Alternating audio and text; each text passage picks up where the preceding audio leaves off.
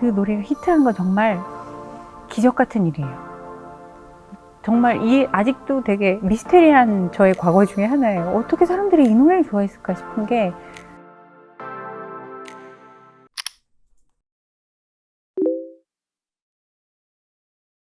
그게 정말 영화에 만약에 이 이야기가 나온다면 관객들이 진부해서 코를 풀 것 같은 얘기인데요. 저희가 목요일 밴드로 꾸준히 블루데빌에서 연주를 하고 있었죠. 그러던 어느 날 토요일에 연주를 하는 인기 선배 밴드 유앤미 블루 형들께서 방송 스케줄이 생겼는데, 금요일, 일요일에 연주하시는 어떤 다른 밴드도 그날 스케줄이 안 된 거예요. 그래서 사장 언니가 얘 너네 시간 되면 토요일에 와서 연주 좀 해라 이렇게 되셔서 아싸 토요일에 연주한다 하고 클럽에 갔어요. 확실히 목요일하고는 관객석이 다르더라고요. 거의 테이블이 다 차고 손님 많았어요.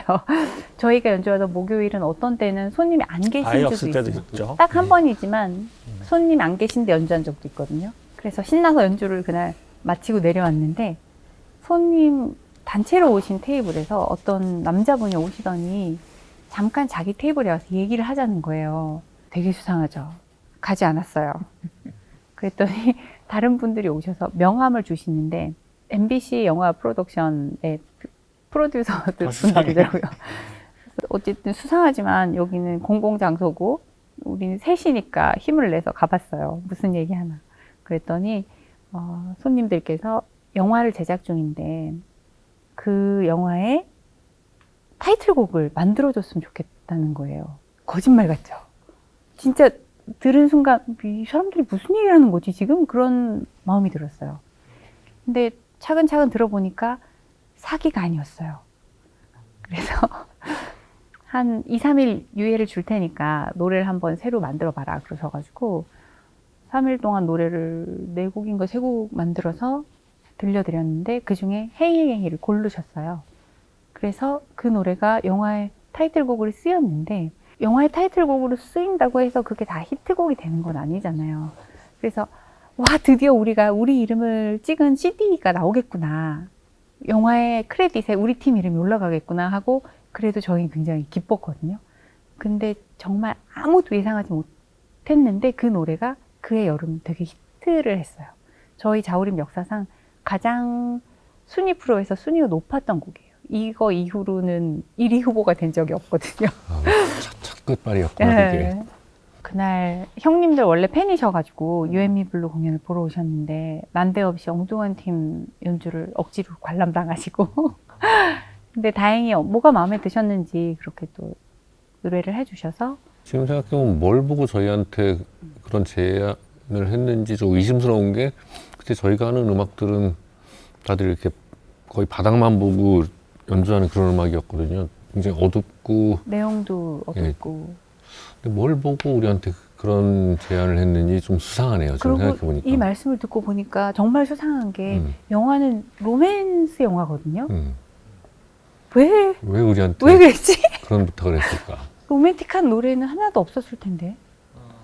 그걸 녹음하면서도 그 영화 쪽에서는 헤이헤이가 뭐 엔딩곡으로 쓰인다라고 다들 생각을 하고 있었는데, 그걸 반대하신 분들도 있었던 것 같아요.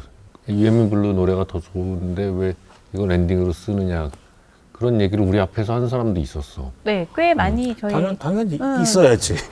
데뷔하고 방송국 옛날에는 다 인사 다녔잖아요. 지금도 다닐 수도 있지만. 그래서 저희도 쫓아서 뭐 안녕하세요 자우림입니다 하고 다녔는데, 저희 있는데 이렇게 CD 이렇게 만지시면서 아니 이 노래를 하지 왜 이걸 했어? 얘네 뭐 어디서 이런 애들 들어왔어? 뭐 그런 느낌으로 그런 말도 많이 듣고. 그 노래가 히트한 건 정말 기적 같은 일이에요. 정말 아직도 되게 미스테리한 저의 과거 중에 하나예요. 어떻게 사람들이 이 노래를 좋아했을까 싶은 게, 가요 해법의 노래가 전혀 아니고 그냥 되게 생 블루스거든요, 그 노래. 뭐 때문에 히트했을까? 그 가사도 되게 반복적이고 기승전결이 있는 게 아니라 블루스 코드가 흘러가는 노래잖아요. 그러니까 뭔가 히트할 수 있는 요소들이 있다고 그러거든요. 그 음악 업계에서는 이게 뭐 댐핑이 들어가고 여기서 뭐가 떼창이 막 막 터지고. 나오고 네, 그런 훅이 있고. 요소에 아무것도 해당되지 않는 노래인데 그렇게 되더라고요. 그게. 저희는 그냥 운이 좋았다고 생각해요. 네. 굳이 나는 설명을 하자면 약간 그런 노래를 어쿠스틱 기타를 들고 굉장히 어리고 청초해 보이는 여자애가 눈웃음을 지면서 귀걸이도 이렇게 치렁치렁하고 뭔가 볼거리는 많았던 것 같아요. 저런 건 좀 처음 본다 이런 느낌이었을 것 같은데 그 음악이 그렇게 사랑받을 줄이야. 그래서 그 당시에 그런 얘기 많았어요. 첫 밴드 길어야 1, 2년이다. 틀림없이 쟤는 솔로로 나가고 남자들은 어디 취직하겠지 이렇게 보는 사람들이 많았어요. 그것도 되게 상투적이고 당연한 거잖아요. 어떻게 보면. 데뷔 10년 차까지도 그런 얘기가 있었던 것 같아요. 이제 해체할 때가 됐는데 그런 느낌으로.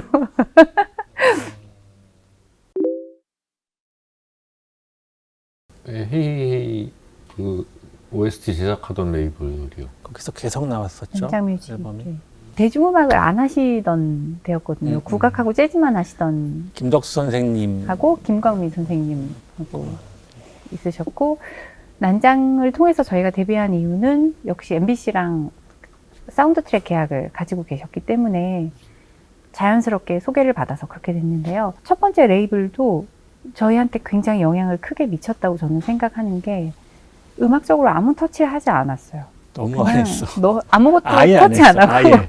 그냥 너네 하고 싶은 대로 해. 근데 대신에 그 레이블 자체가 엄청 음악적으로 내공이 있는 스튜디오도 가지고 계시고 구성원들도 다 전문가들이셔서 많이 저희를 끌어주셨던 것 같아요. 처음에 데뷔했을 때 레코딩에 대한 걸 아무것도 몰랐으니까.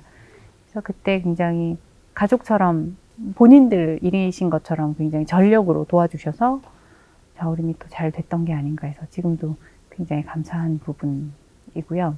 난장뮤직하고 2.5집까지 그렇죠. 같이 일을 했고, 3집도 3집도 사실 그 레이블이 큰 레이블에 흡수가 되면서 같이 그렇게 따라가서 T엔터테인먼트로 옮겨갔는데요. 다행히 굉장히 음악적으로 아무 터치하지 않으시는 레이블들하고만 일해왔어요, 저희가. 타이틀곡 선정할 때도 아무도 뭐 이게 모자라니까 더 써와라 이런 사람이 한 명도 없었어요. 그래서 정말 다행히 멋대로 계속 해왔죠. 지금까지도 막 타이틀곡 좀 회사에서 골라주시지. 아무도 골라주지 않아요. 어느 곡 타이틀곡을 하실래요? 그걸 우리가 정해야 돼요. 이런 분이에요. 되게 힘들어하셨던 기억이 나는 게, 점잖은 일만 조용조용한 일만 하시다가 너무 바빠지시니까 좀 힘들어하시고 했어요. 어떻게 보면 그 난장뮤직도 그쪽 일을 뭐 처음 하시는 분들이었던 것 같고 대중음악을. 그래서 저희를 통해서 많은 걸 배웠을 것 같아요. 그분들도 생각해보니까.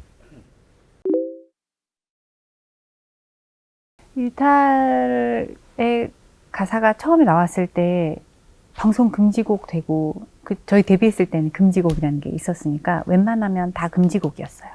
심지어 한 앨범에 12곡 있으면 10곡 금지곡 나온 적도 있어요.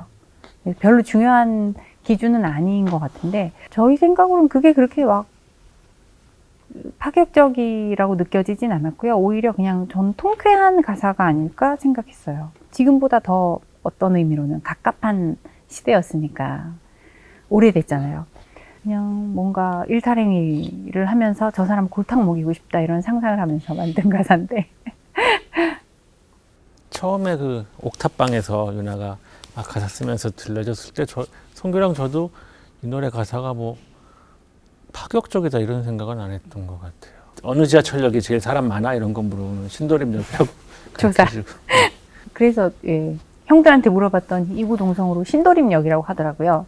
지금도 제일 많다면서요. 다행히 아직도 그래서 신도림역이 등장했습니다. 거의 25년 전 곡인데 아직도 뭐 페스티벌 같은 데 가면 사람들이 제일 좋아하는 곡이 이렇게 잘 뛰어노는 곡이 일탈이더라고요.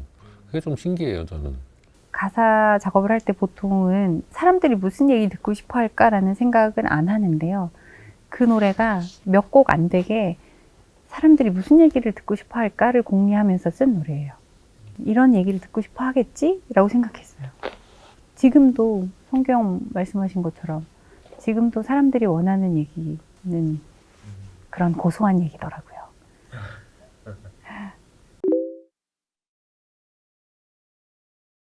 헤이헤이가 나왔을 때 그래 그 원히트 원더로 남는 밴드가 되는 거겠군 내가 생각했고 네. 1집 냈을 때는 그래 여기까지일 거야 이렇게 생각했고 2집, 3집 때만 해도 아니 그런 게 사실 우리 1집 나왔을 때도 헤이헤이를 듣던 사람들은 1집을 듣고는 굉장히 실망한 사람들이 많았어요. 그렇지. 그때 내 앞에서 어떤 음악 평론가 분 같이 술 마시는데 직접 그런 얘기를 했었어요. 1집은 너무 실망적이다. 그러니까 그때 저희 매니저랑 같이 있었는데 매니저 하던 분이랑 실장님이랑 그런 얘기를 막 하더라고요. 왜 실망적이냐 물어보니까 헤이헤이가 헤이 같은 노래가 없지 않느냐 이렇게 얘기를 하시더라고요. 헤이헤이 팬이셨나 봐요. 그러니까 계속 이런 걸 원했던 것 같은데 그러니까 남들이 우리를 보는 시선은 그랬고 뭐 우리는 그 안에 갇혀 있기 싫었던 거고. 진짜야? 그게 오히려 막 이렇게 1집에 대한 부담, 뭐 3집 낼 때 2집에 대한 부담이 있으면 자우림 같은 널뛰는 그런 앨범들이 나올 수가 없거든요. 어떻게 보면 자우림 1집이 진정한 자우림의 모습이고 헤이헤이는 저희가 기획을 해서 만든 노래인데 그래서 1집에 헤이헤이를 수록하지 않았어요. 그 다른 음악들하고 맥락이 다르고 저희가 영화를 위해서 만든 노래라서 넣지 않는 게 맞다고 판단했거든요. 이런 재밌는 얘기도 해줬지만 또 1집이 굉장히 많은 분들이 사랑해 주셔서 히트곡도 많이 나왔고 지금까지도 그 앨범 좋아하시는 분들도 많으시고 그래서 2집이 녹음될 때 약간 김진만 형님이 굉장히 시니컬하거든요. 근데 공공연하게 이제 2집이 끝이다 이런 식으로 얘기를 많이 했던 기억이 나고 저도 그냥 2집까지 낼 수 있는 게 어디야 그런 마음이었던 것 같아요. 근데 오히려 인터뷰를 가면 기자분들이 2집이라 부담이 아주 컸겠다. 뭐 1집만큼 성공해야 되는데 이런 얘기도 많이 하셨고 여기까지구나 하는 생각은 저는 3집까지는 계속 했어요. 그게 어느 날 확 맞다. 이제 이게 지속 가능한 바퀴가 됐구나 라고 느끼는 건 아니니까 이제 조금씩 물에 젖듯이 조금씩 알게 되는 건데요. 그 다음엔 정말 감사함이 가장 컸다고 생각해요. 가장 좋아하는 일을 직업으로 할 수 있다는 게 직업이 된 거잖아요.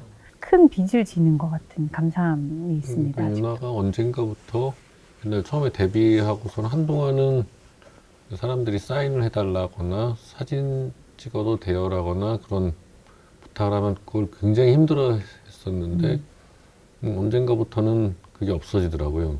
그게 그때인 것 같아요. 비슷한 시기인 것 같아요. 제가 모르는 사람이 저를 안다고 생각하는 게 너무 싫었었어요. 그래서 적응 안 되고 그리고 이렇게 길에서 자우림 씨 팬이에요 사인해 주세요 이러시면 내 이름은 김유나인데 왜 나를 자우림 씨라고 부르면서 사인을 요구하지 이게 좀 스스로 잘 이해가 안 됐었었는데 어느 순간을 기점으로 그게 이건 모두 정말 너무 감사한 일이다 라는 걸 알게 됐어요. 진짜 마법처럼. 음악이 나이 먹지 않는 것 같아요. 자우림 음악이 제가 공연을 하면 항상 너무 다행이고 행복하다라고 느끼는 게 연령층이 엄청 다양해요. 저희 관객분들이. 그래서 저희보다 연상이신 팬분들도 많이 계시고 지금 10대 학생들도 자우림을 듣기 시작하는 친구들이 꽤 많거든요. 이렇게 넓은 연령대를 다 공감시킬 수 있는 정서가 있는 것 같아요. 그래서 그게 자우림의 강점이 아닌가 생각이 되고 사운드가 어느 한쪽으로 너무 치우치지 않은 팀이라는 것도 중요한 요소가 아닐까 싶어요.